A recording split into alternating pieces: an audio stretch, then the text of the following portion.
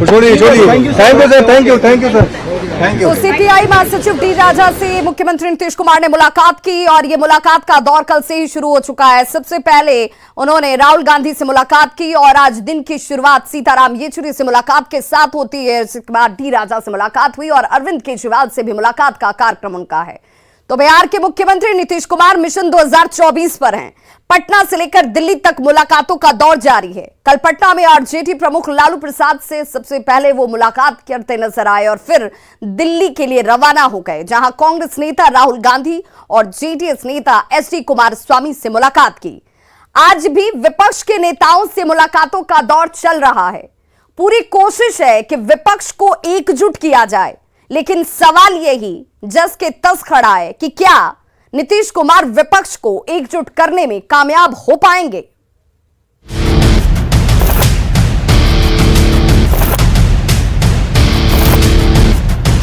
एकजुट होकर के चुनाव लड़ेंगे तो भारी सफलता हासिल मिलेगी। तो दिल्ली में सीएम नीतीश कुमार आज भी विपक्ष के नेताओं से एक के बाद एक मुलाकात करते नजर आ रहे हैं। आज सीएम नीतीश कुमार ने सीपीएम महासचिव सीताराम येचुरी से मुलाकात की और मुलाकात के बाद मुख्यमंत्री ने कहा कि हम लोग एक साथ हैं, साथ साथ हैं।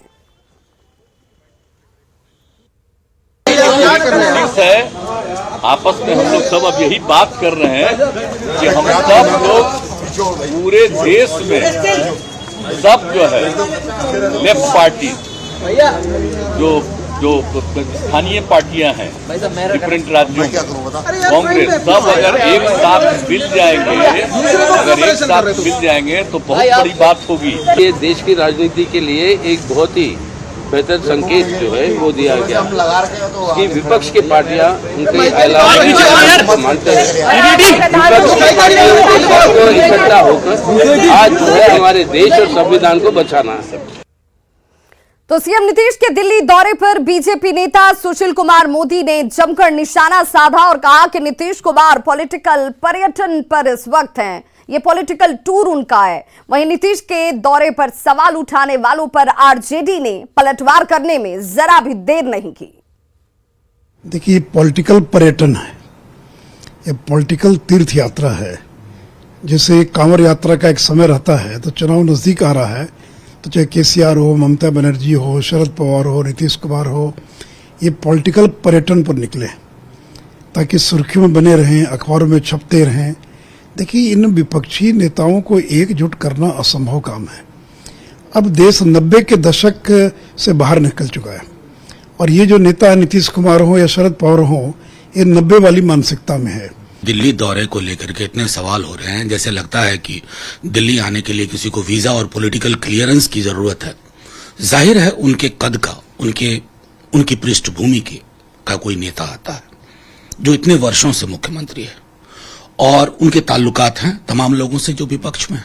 अगर वो उनसे मिलते हैं तो लोकतंत्र के लिए तो सुखद संकेत है। इससे किसी को ऐतराज क्यों होता है, मेरी समझ में नहीं आता।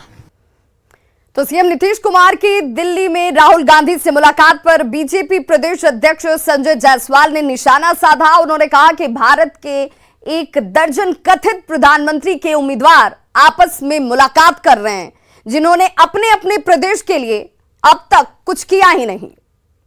भारत के 1 दर्जन तथाकथित प्रधानमंत्री उम्मीदवार एक दूसरे से मिल रहे हैं। सभी अपने प्रदेश में तो 40 फीट का पोस्टर लगाए हुए हैं कि मैं ही प्रधानमंत्री बनूंगा, अब मेरा कार्य को पूरा देश देखेगा, लेकिन जब आपस में मिलते हैं तो उसकी चर्चा भी नहीं करते और सभी उस उम्मीद में लगाए हुए हैं कि बाकी सब मिलके मेरे को प्रधानमंत्री बनाने पर तैयार हो जाए।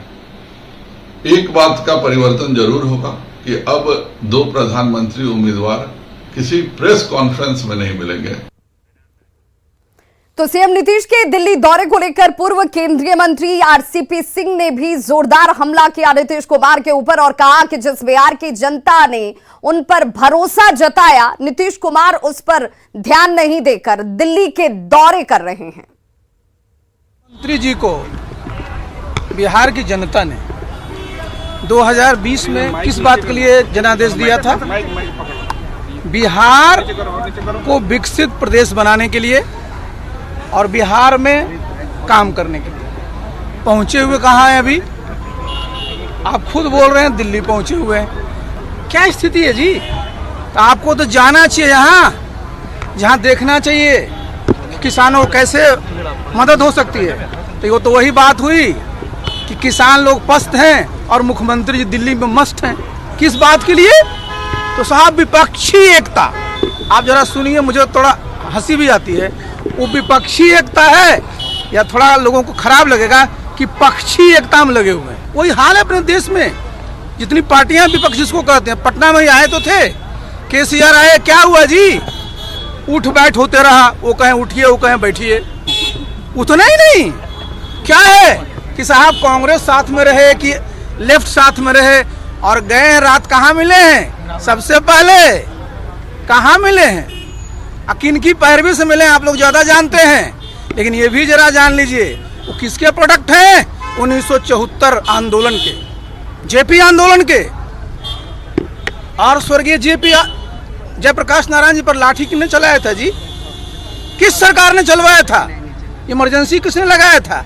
और जा करके फोटो खिंचवा रहे हैं। और आजकल तो मुझे बड़ा एक बहुत बात के लिए तकलीफ होती है कि जिस चीज के लिए वो जाने जाते थे, किस चीज के लिए? कि संयमित भाषा बोलते हैं। मेरे बारे में, मैं विधानमंडल का सदस्य तो हूँ नहीं, वहाँ भी मेरे बारे पर मैं बोला, राष्ट्रीय कार्यकारिणी राष्ट्रीय परिषद में बोला। किस प्रकार के शब्दों का प्रयोग कर रहे हैं जी? उनकी भाषा बिल्कुल भ्रष्ट हो चुकी है। क्या शब्द है? तुम तड़ाम पर आ गए, ये उनकी पहचान थी। ये दिखाता है कि किस प्रकार से उम्र उन पर हावी हो रहा है। मैं किसी का एजेंट हूँ क्या? ये सब जो मेरे बारे में बोलते हैं, एजेंट मैं हूँ, बैकग्राउंड पता है ना, मैं एजेंट हूँ।